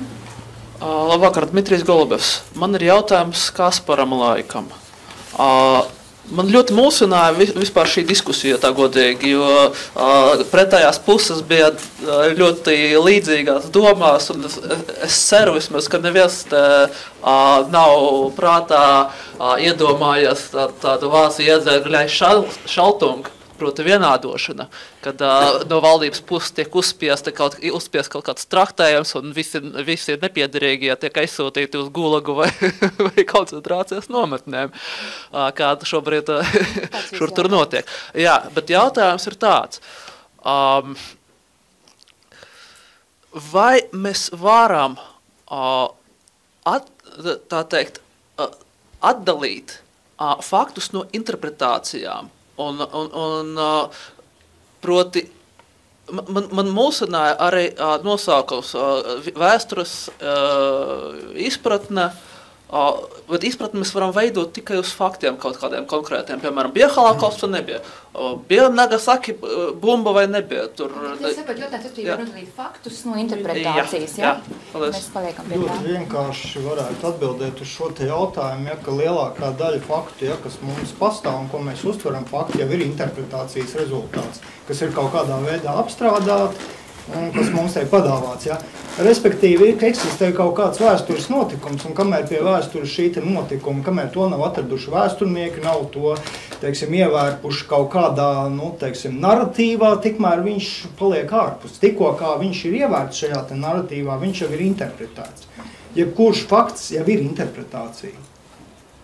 Bija holokausts vai nebija ir interpretācija jau fakts?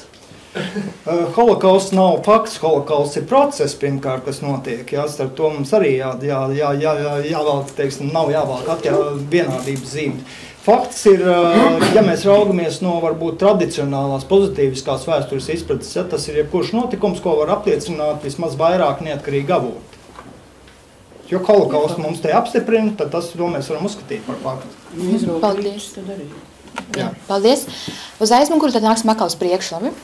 Jā, Sandra Kļavi uzņēmēji. Man ir 2 komentāri par diskusijām. Kas, jūs prasījāt, kas ir kvalitatīvas diskusijas? Manuprāt, tās ir, kur abas puses izrāda respektu pret viens otru. Kādas jēga ir diskusijai vispārīgi, ir, lai viens otru iepazītu un zinātu, jo tikai cilvēki, kas viens otru iepazīst un saprot, var būt saliedēti. Paldies. Paldies. Vēl kāds jautājums no aizmugures, kamēr mikrofons ir tur? Labi, zaudējāt. Uldis Neiburgs, vēsturnieks. Man viens un tas pats jautājums Krivcovas kundzei un Elertas kundzei, kad daudz izskanēja tas, kad vajag cilvēkiem labāk saprasties par vēsturi. Varbūt nosauciet lūdzu katra 3 politiskās iniciatīvas, ko politiķiem, piemēram, no saskaņas vai politiķiem no vienotības, vajadzētu darīt vai vajadzētu tieši otrādi atturēties darīt, lai tad Latvijas iedzīvotāji, kam ir dažāda vēstures izpratne, saprastu labāk viens otru, un nosauciet lūdzu katra, varbūt 3 lietas, kas būtu jāizdara masu mēdījiem, pieņemsim, nezinu, pēc nedēļas, ko varētu izdarīt latviešu valodā iznākušie masu mēdījumi, krievu valodā iznākošie, lai publicēt vai kā, es nezinu, organizēt, lai tā izpratne būtu labāka. To kas līdz šim veidot, ir traucējis, varbūt, to darīt. Paldies. Garš jautājums, bet ja jūs varētu tā īsti mēģināt atbildēt. Ja runāt par politiskām iniciatīvām vēstures jomā, es teiktu, ka tur īpaši valstī nevajadzētu iejaukties. Un, ko varētu izdarīt? Varētu atcelt tur priekšrakstus skolās, tur mācīt vēsturi atsevišķi vai kopā un atstāt to pedagoģiem un vēsturniekiem un sabiedrībai pašai izlemt. Lai veicinātu debates,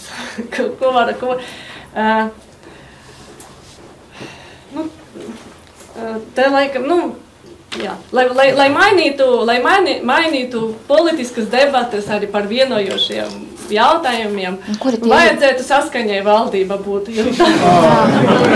Jo tikai tās ļaus redzēt, ko tad tā ir vērta, ar ko viņi atšķiras, ar ko neatšķiras, un pēc tam izlemt, kā turpināt tālāk. Teiksim, tas būtu jāizdara mēdījiem. Mēdījiem, laikam, man pat grūti pateikt. Es nezinu, kā pārvarēt to nesaprašanas sienu. Es teiktu, ka jātaisa vairāk tādu drosmīgu diskusiju, kur pretinieki tik tiešām ir dažādos uzskatos un kuri netiks pēc tam uzreiz tur apsaukāti par kaut ko. Diskusijas par tādām... Diskusijas ar respektu, kā arī jums minēja, ne? Mēs tiekam respektējam otru pozīciju. Paldies. Draudzēs to darīt.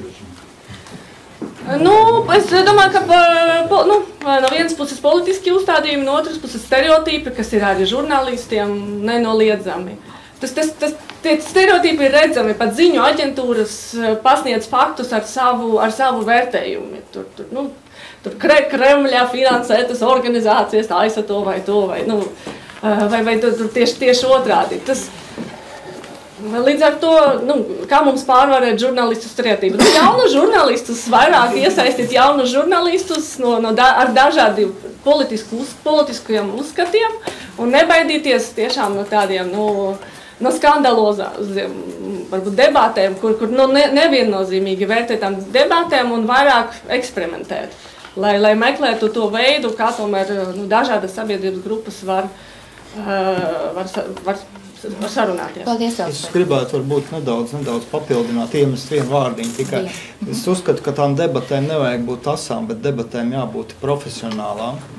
Un tas ir galvenais, varbūt, panākumu atslēga, lai mēs vispār kaut ko varētu saprast. Un valdības varbūt, politiskās elites uzdevums būtu šādas debatas atbalstīt.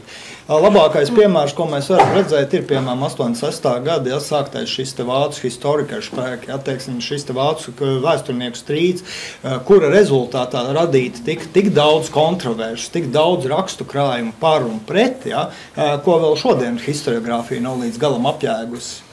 Atbild par mēdījiem. Es ļoti ātri tikai pateikšu. Ka mēdījis strādā uz savu komūnu, un tā komūna pieprasa to viedokli.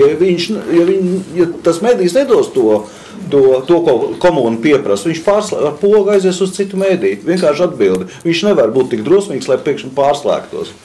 Tā kā, ja jūs runājat par Perviju Balķīskiju, tad viņš vienmēr būs tieši tāds. Un es tagad nevainoju to Perviju, es vienkārši saku, ka tāds viņš būs. Viņš nevar izmainīties, kamēr nenomirs viņa auditorija. Jā, Sarvīgs. Tagad es atbildēšu. Man uzdeva jautājumu, Uldis, starp citu. Jā, kas būtu jādara? Tātad, ko vienotība ir izdarījusi?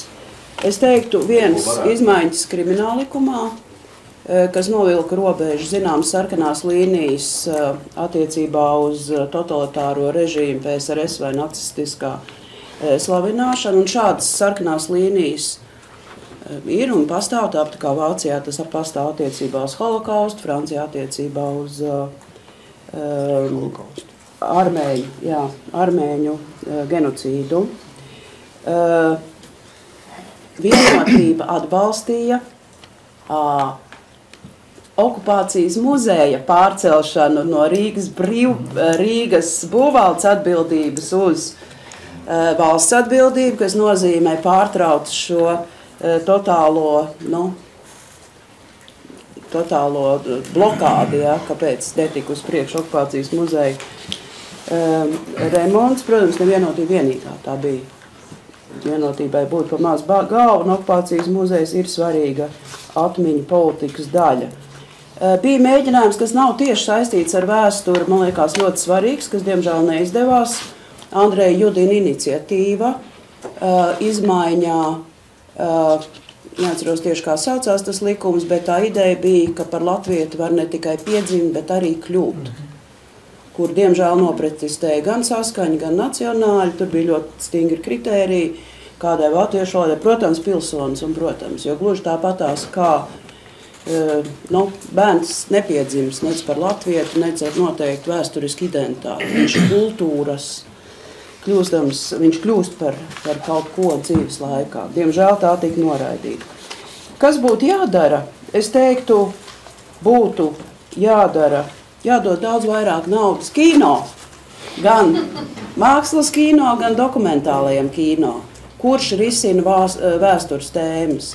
Jo, un teiksim, šis naudas pieplūdums uz 100 gadu, paldies Dievam, diemžēl tas droši vien būs liekveidīgi. Tas ir viens būtisks veids, kā stāstīt vēstures stāstus.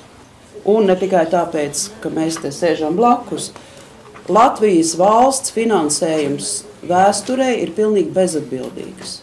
Tas ir fragmentārs, tas nav strateģisks. Un tas būtu tas, kas būtu noteikti jādara. Tā, paldies. Vēl divas jautājumus redzēju no Liepiņa kunga un no Jurijā. Un tad beigsim. Jā, man liekas, ka tas nevienojošais elements vēstures izpratnē ir 39. 40. gads un viss, kas notika pēc tam. Kaut kādi būtiski strīdi, teiksim, te Latvijas dažādo etnisko kopienu starpā nav par to, teiksim, kur acīm redzot bija liels tratas, kas rīkos Raiņa bēres vēsturiski. To neviens vairs nestrīdās. Bet tas ir par šitiem notikumiem, kuri visi ir, kur šī notikuma secība ir zināma, kur šī notikuma secība ir vismaz iespēja robežās tagad dokumentēta, tad jautājums, par ko tur vēl var diskutēt. Un es pieļauju, ka varbūt ka vēl var par kaut ko diskutēt. Kas mums vēl ir nezināms par šo notikumu secību? Kādi dokumenti mums trūkst, lai mēs varētu, teiksim, nosvērties uz vienu vai otru, teiksim, interpretāciju. Viena interpretācija būdama, ka Latvija tika teiksim, zem vardarbīgas spiediena okupēta, un otra ir, ka tur kaut kas cits notika. Kam tu uzdos jautājumu vienam cilvēkam? Tas būtu jebkuram, kam interesē atbildēt. Ne, lai te sākās atkal te vesels ļabas, bet lai... Jā, bet vēl par Ukrainu, tik un tā būs tas pats. Ja jūs pamasīsiet vienai daļai, Latvijas vai Ukraina ir, vai Krima ir okupēta, vai pievienot, tas pats būs. Pievienojusies. Tieši tas pats, un visi ik pa brīdim būs kaut kas tāds, punkt. Bet tur ir tā viena fāze jau, tur nav jau no Mavrika paziņojuma jau tur viss jau sāk ar vien vairāk nāc gaismā. Radio Svoboda bija šausmīgi interesanti. Viens žurnālists vienmēr sāka savu raidījumu ar Krievijas politiķiem. Lūdzu, noskaidrosim puses, vai Krima ir, viņš uzreiz pasaka, vai Krima ir pievienot vai okupēta. Katrs cilvēks, kurš vēl pateic, mēs uzreiz saprotam, ko viņš pārstāv. Vienkārši lieliski, tieši tāpēc arī Latvijā var, vai Latvija bija okupēta, vai bija pievienojusies, un tajā brīdī arī. Bet ja no ko diskutēt, vai ne? Jautājums bija vieta, par ko diskutēt. Pirmkārt, mēs runājam, mēs baigi jaucam tomēr šos te divus jēdzienus, ja, ko mēs arī nenodalījām. Mēs neesam vēsturnieki, mēs kā cilvēki. Jā, bet es diemžēl esmu. Ir daudz vēsturnieku vispār. Jā, viņi arī klapē man.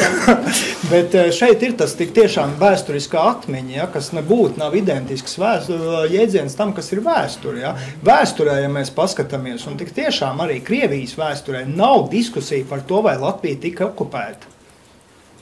Visus normālus Krievijas vēsturniekus, kas nav klāji politiski angažēti, visi runā par okupāciju. Tur nav strīdu vairāk. Runa ir par atmiņas strīdiem, ja, ko lielā mērā ietekmē kaimiņu valsts politika. Tikai un vienīgi. Es to arī papildinātu citādi, ka tas ir, tā ir vēstures politizēšana. Teiksim, fakti tik tiešām visiem ir zināmi, un palika tas pēdējais, kā to nosaukt, piespiedu pievienošana vai okupācija. Tā starpība ir minimāla, bet no tā ir atkarīgs, vai tie, kas atbrauca padomju laikos, ir okupanti un līdz ar to ir pamats ierobežot viņu tiesības šodien. Tikko mēs nodalām to no šodienas politikas, no šodienas cilvēku konkrētām tiesībām, uzreiz tā problēma atkristu. Man liekas, tas ir tas, ko Ušakovs cenšas ieborēt savam elektorātam, un tas ir veids, kā turēt šo elektorātu mobilizēt. Šis te apgalvojums.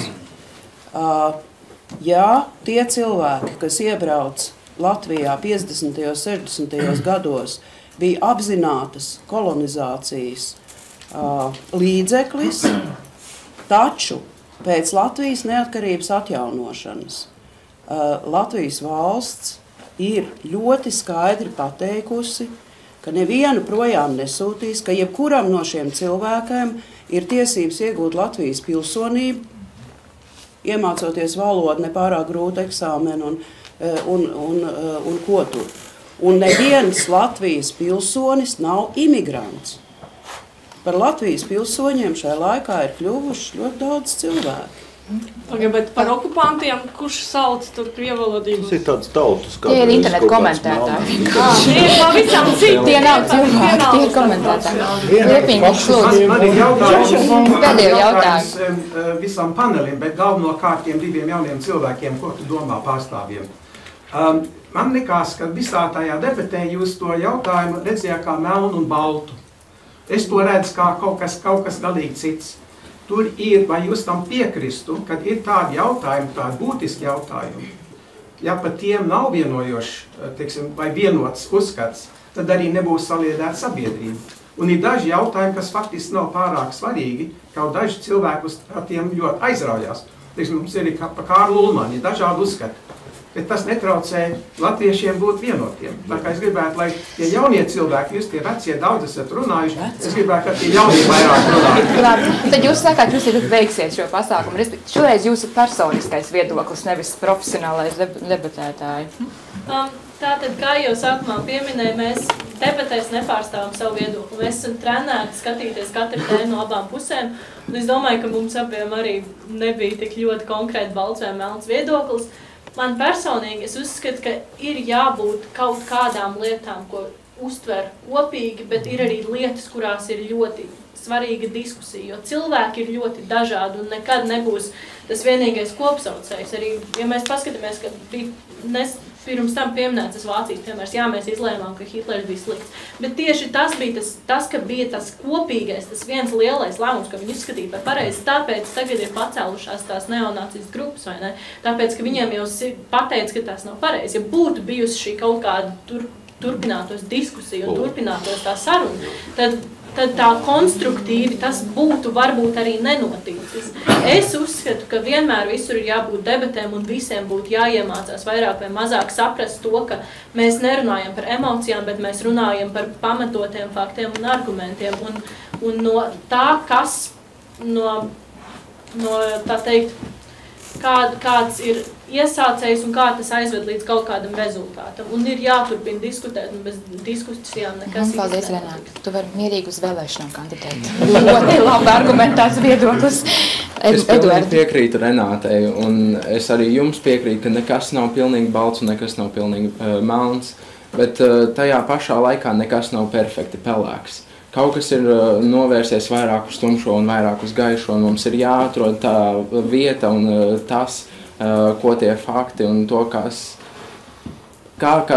ko ietekmē.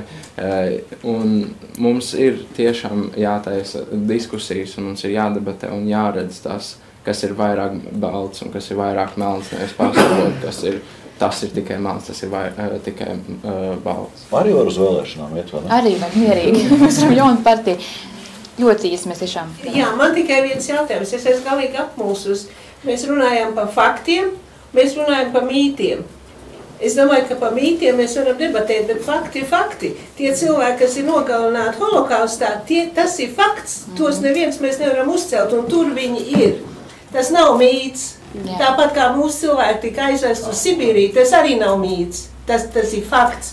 Tātad, man tas tā kā nojūk kaut kur, un vēsturnieks tad saka tā, ka nekas nav, vēsture nav nekas, kamēr vēsturnieki nav sākuši par viņu runāt. Man liekas, tā vēsture jau eksistē.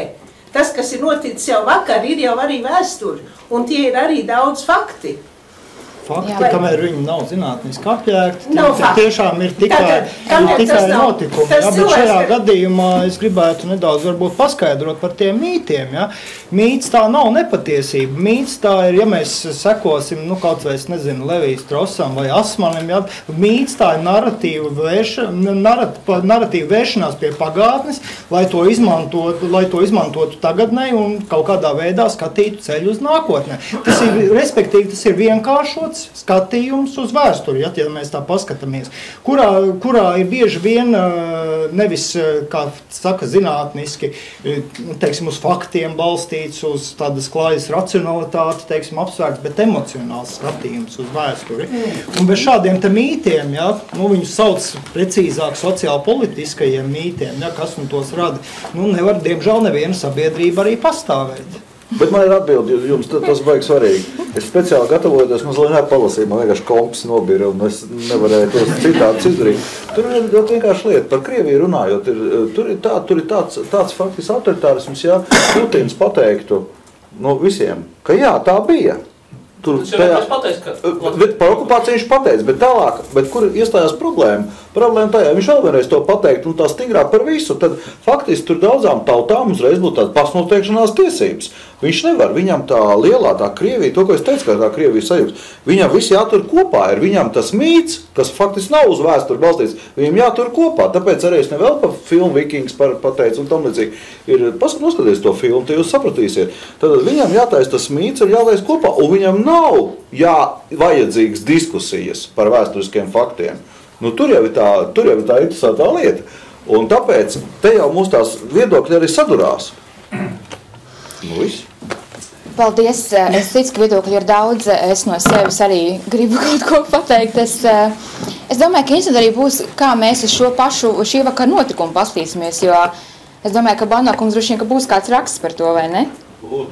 Protams, tieši tā, es nezinu, kuru mediju jūs šovakar pārstāvat, bet šis nav pārmetums, bet es domāju, šis ir piemērs, es domāju, ko Bano kungs būs redzējis un ko redzētu Latvijas žurnālisti, es nezinu, vai šeit kāds ir, kurš rakstītu, un jau mēs redzētu, kur ir fakti, kur ir interpretācijas un kā mēs šo vakaru uztveram. Rīcot, man ir intervija ar Sputniku žurnālistu Latvijā, un viņš nāks, es gribu viņu intervēt, viņš intervēs man arī ar diktofonu, tā kā es domāju, tur arī te parādīsies tās mūsu mēdīju atšķirīgās uztveres par to, kā mēs kaut ko redzam. Bet paldies, ka atnācāt, paldies arī tie, kas mūsu online skatījās, sekojot vēl līdz mūsu aktivitātēm. Evija vēl vārdu. Pareizi, jā. Kad nobalsosim, vai cik efektīvs bija šīs debatas un vai mums ir mainījies uzskatu pārsvērs nekā tad, kad mēs sākām. Tad, respektīvi, atkal sāksim ar pret, kuri uzskata, ka saliedētāji sabiedrībai nav nepieciešama vai nav iespējama vienota vēstures izpratne. Tā, rokas turam.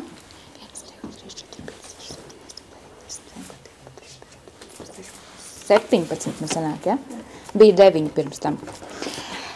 Kuri ir par, ka ir vajadzīga vienota, un tā ir svarīga, lai būtu saliedēta sabiedrība.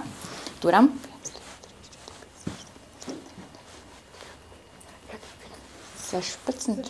Ja? 16, bija 15 pirms tam. Un atturās, kuriem joprojām nav viedoklis vai mainījies. Man ir viedoklis. 3, 4, 8. Nē, mums ir tomēr notikuši izmaiņas, jo pirms tam sākumā atturējās 17 cilvēki, tagad atturās 8. Pret bija 9, tagad ir 17. Tad, laikam, ka nav iespējams tā vienotā izpratne. Nav vajadzīga. Nav nepieciešama vienotai vēstures izpratnē, un ka ir nepieciešama ir aptuveni tas pats, bija 15, tagad ir 16. Viens cilvēks ir mūsu pusē. Jā, jūs esat labi strādājuši, bet pretpusē ir vairāk pienākuši atturētie. Un es ieteiktu šāds debašu formātu, jo tas, ko mēs reicinām, ir tiešām ar respektu un cieņu uzklausīt otru, nevis pārliecinām par vai kurš nepareizi, bet ar argumentiem mēs runājam un izmantojam faktus. Paldies liels un jauku vakaru!